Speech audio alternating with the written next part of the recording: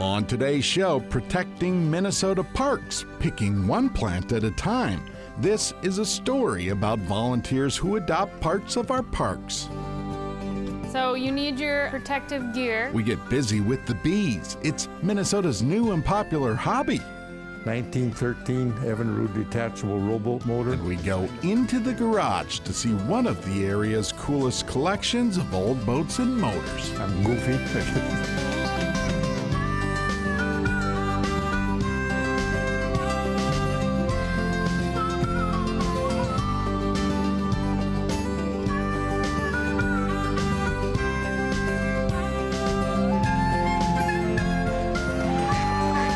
Minnesota Bound. Brought to you by Minnesota's select GMC dealers. Hey everybody, Laura and I welcome you to the show. We've all seen Minnesota's Adopt a Highway signs. Yeah, they mark stretches of highway where volunteers do a little bit of cleanup work and keep the roadsides looking good. Turns out you can do the same at Three Rivers Park District.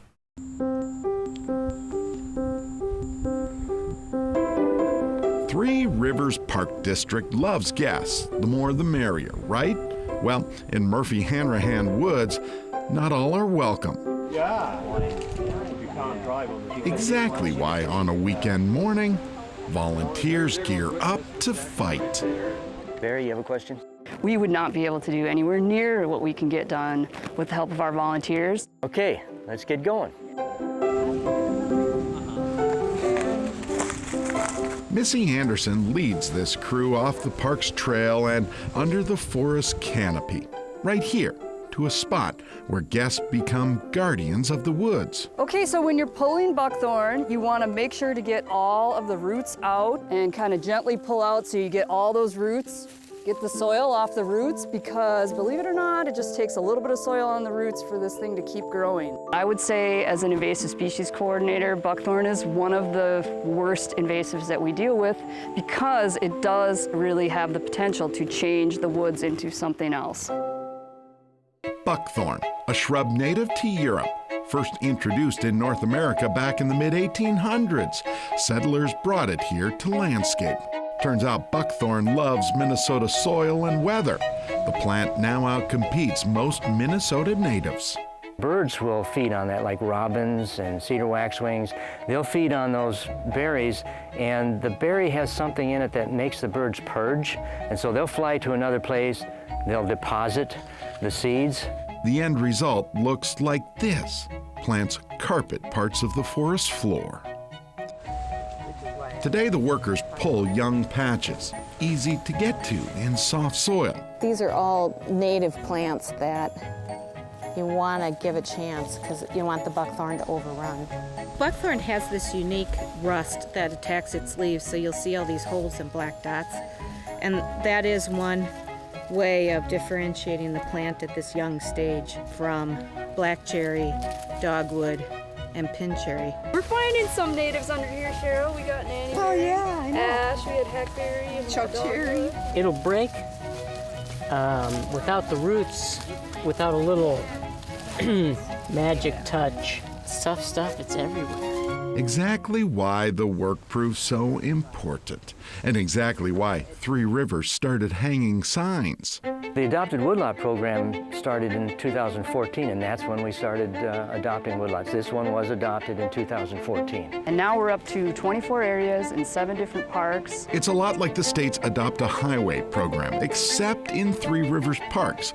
Individuals and groups sign up to care for a patch of woods or even a park trail. Some of the volunteers are individuals, some are families, some are school groups, and some are groups like the Minnesota Rovers.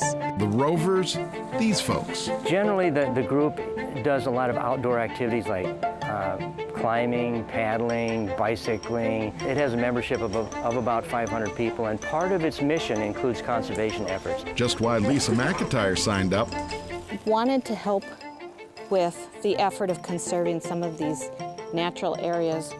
The Twin Cities is growing out to these parks, and they're surrounded by urban area, and it makes it all the more important to preserve. And I see parts of the park I'd never see, because this is all off trail.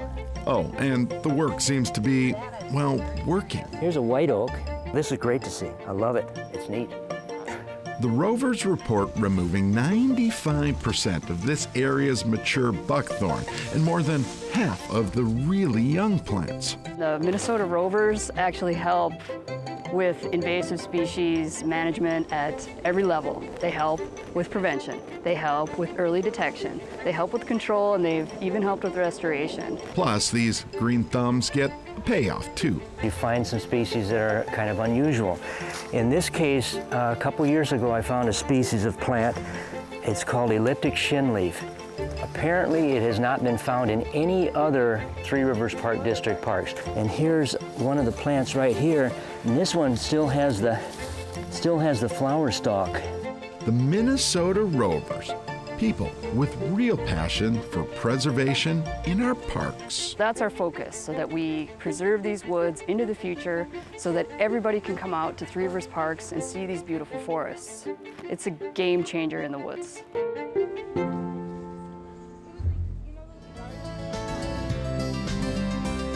Coming up, we take the sting out of beekeeping. Find out how to get started next. Minnesota Bound is brought to you by Minnesota Select GMC Dealers, by the Yard Maintenance-Free Outdoor Furniture, Running Aces Casino, Hotel and Racetrack, and by Aluma Craft Boats.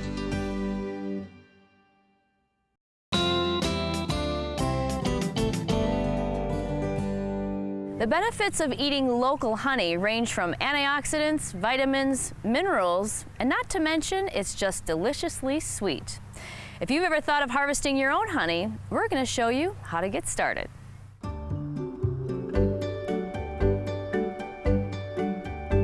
Honeybees are all abuzz these days. Have you ever been curious about getting started beekeeping?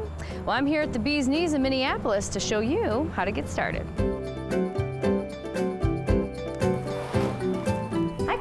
Hey Laura, how are you? Good, how are you? Good, welcome. Thanks for having me here today. Yeah. So I am so excited to be in the Bee's Knees because not only do I love to eat honey, but I also understand the growing popularity and curiosity in beekeeping. You know, what is it about beekeeping that interests people? You know, I started this business 8 years ago, and back then a lot of it was the bees are in trouble and people were curious why they were in trouble, and also beekeeping started to be more accessible in urban areas, and I think the growing movement of having a connection to your food and where it comes from helps with that.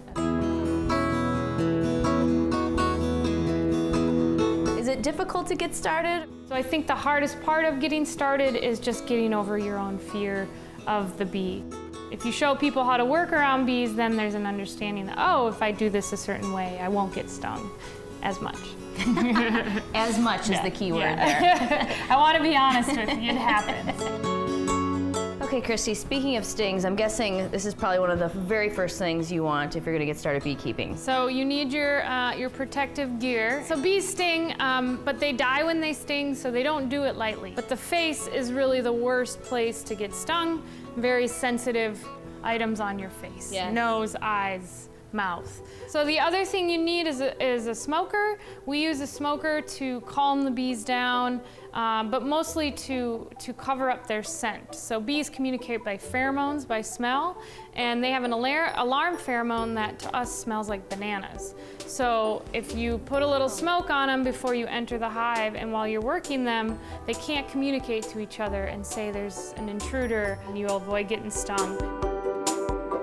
Another thing is what's called a hive tool. This is like, if you're a carpenter, you use your hammer for everything. Beekeeper uses a hive tool, mostly to get in and out of the hive. We use this tool to pry open the boxes, but also move the frames around. This is called a frame, and these frames, there's 10 of them in a box. And where do you actually get the bees from? Do you have to source them from a bee farmer or someone like yourself? There are a couple different suppliers where you can buy bees. We recommend trying to find someone local that is raising bees in their area so that they're adapted to our climate.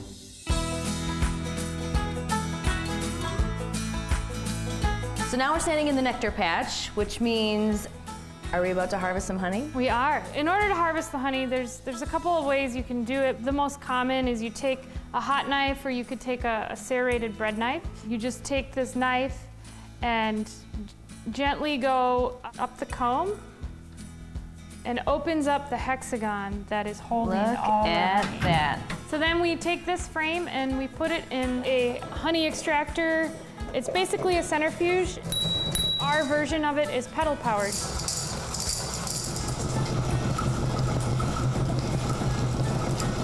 All right, so you're probably good on that round. You know what's amazing is the amount of honey.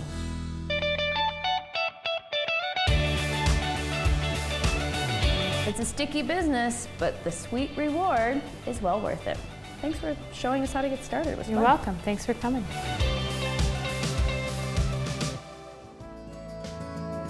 This is 27 Avon Road here that I've been trying to... Coming up next, we visit the spot where old boats and motors never go to die.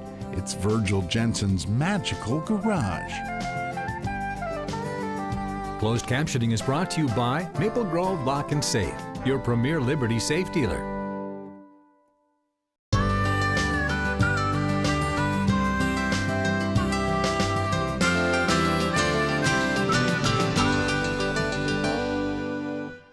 Odds are, if you fish or hunt, you like to collect something. Well, up next, Ron Shera meets a collector who toys around with old boats. Well, the boat is a 1956 Larson hardtop cruiser. There's something about old boats. Supposedly only 2 of them left. That old boat lovers want to keep afloat. The outside, I've got it pretty well done. Afloat himself now for nearly 90 years, Virgil Jensen of Battle Lake, Minnesota, is one of those. All my life I've worked around boats and took care of boats. A boat lover with no known cure. I guess it's a love, if you can call it. This stuff, when it's gone, it'll never be again. And there's not that many people that know how the construction is of these things. I've done one other boat, that was a 1919, and that's over in Little Falls in the Fishing Museum over there. If I get this one done, I'm looking at another one. That's original bow light. Another old boat that needs Virgil's tender love and care. All the stripping, metal stripping is back on. Son Phil isn't surprised. When he called me and told me he was going to look at this boat, I said, is this really a project that you want to start? And he said, yeah, and it's just what he loves to do. I joke with him a lot of times, I wish he would have had this kind of patience when I was a kid. Okay, so you got the windows left to do there, but everything on the deck is pretty much done. Yep. 5, 6 coats on there already. Today, the old boats attract father and son. And it takes the know-how. I learned how to steam the ribs to get them to bend to fit in there. Truth is, you don't just restore old watercraft, you fall in love with them. My mom kind of makes the comment that he's obsessed with this boat, and I said, yeah, but just think, Mommy, he's not in your hair here in the house, so it keeps him busy, and that's what keeps him going. This is an 18-footer. It's called a noshki. And to make sure the ancient craft are not forgotten, Virgil creates models of the originals, 1 inch to the foot. Usually build a model every winter. These are built just like the old boats would have been built. They're cedar strips, oak ribs, oak trim. With no boat plans to follow, Virgil relies on memory to make the models. It's just from memory, from boats that I've had and took care of. I've run one of these for quite a few years with a 10-horse motor on it.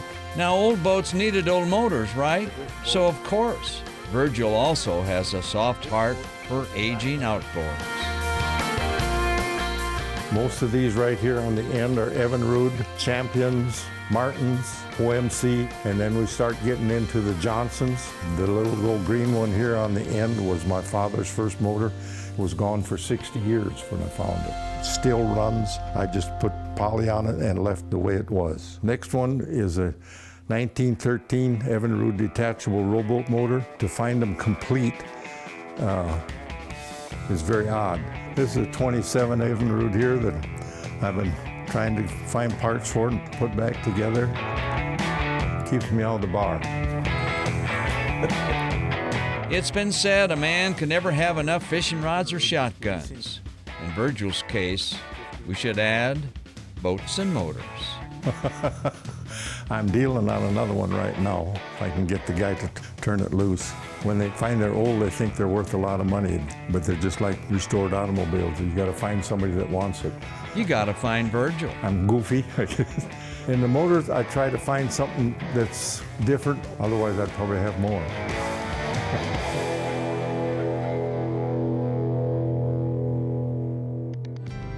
My boat is called Crime Pays. I'm in the security guard business. Still ahead, we play the name game, a Minnesota-bound classic all about boats. Minnesota Bound is brought to you by Connecticut, Mountain Dew, Radco Truck Accessories, Bent Creek Golf Course, and by Totem Resorts, the premier destination for world-class fishing.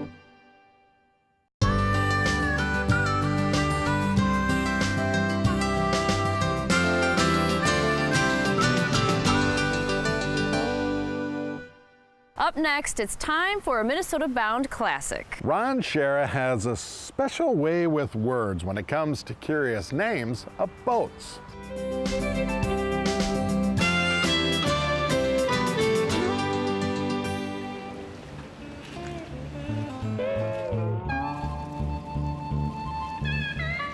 What's in a name? Well, to paraphrase Shakespeare, that which we call a boat by any other name would probably float as well. And so they do. Boats with names. Names that often tell us something about who's on board. For what I wonder? Hi, Judith. You too, Lucy. Yeah, when there's too many of us out here on the water. This boat naming business began hundreds of years ago. Early on, most boats were named after women. Sort of a mother ship mentality. A boat name meant good luck and good fortune on seas of any size. Old-time sailors never picked a name with only 6 letters. It was bad luck to do so. The old superstitions have floated away now, but think about it. Where would Columbus be in 1492 without the Nina, the Pinta, and the Santa Maria? Well, just like the Titanic, some boat names have created their own stories. Our last name's Wallstead, and all 4 of us kids have been called Wally all through high school. So we named it Wally World. A modern pirate at sea here? My boat is called Crime Pays. I'm in the security guard business, and just kind of appropriate that crime pays. Of course it does. I provide security services. Today's captains create their own wakes and leave their own messages. Boating must be good for the soul. You wouldn't know it with so many boats these days, but it's been said a boat is simply a hole in the water in which you pour money. If so, we seem to have fun pouring it. Nothing like your own tanning bed or floating bar. Drink too much and you might need. The biggest names go with the biggest boats, of course. And what's grander than royalty? I have no boat name. Some boats, sadly, never do get a name. Or they're named for houses instead of boats. It's actually easier to name a child, I've found, than it is to name a boat. And that's true for every... But no problem. Worries go away in a boat.